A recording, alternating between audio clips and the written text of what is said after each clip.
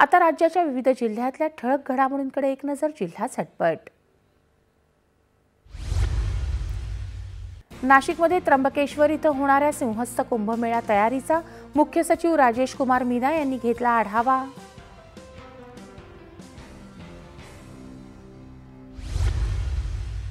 सिंधुदुर्ग जिल्ह्यात 192 वाडी वस्त्यांची आणि 25 रस्त्यांची जातीवाचक नावं बदलण्याच्या ऐतिहासिक निर्णयाबद्दल पालकमंत्री नितेश राणे यांचा संविधानिक हितकारणी महासंघाच्या वतीने सत्कार.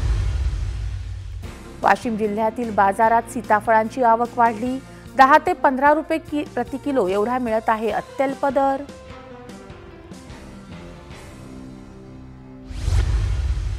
गोंदियात विश्व हिंदू परिषद, बजरंग दल आणि दुर्गा वाहिनीच्या वतीने आयोजित रन फॉर हेल्थ मॅरेथॉनमध्ये नशामुक्त भारताचा संदेश.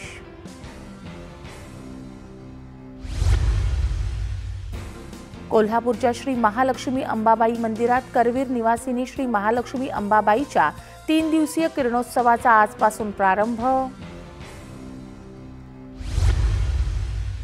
Nataraj art and culture centre नागपूरच्या वतीने नागपुरात 12 तास अखंड घुंगरू नाचचं आयोजन. धरमपेठ इथं या नृत्याविष्काराला सुरुवात. यवतमाळ जिल्ह्यातील आर्णी इथल्या विठ्ठल मंदिरात 108 तुळशींचा सामूहिक विवाह सोहळा उत्साहात.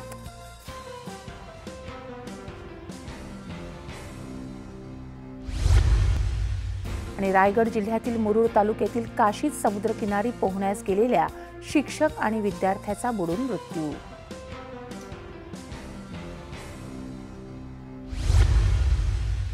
आता क्रीडा वृत्त.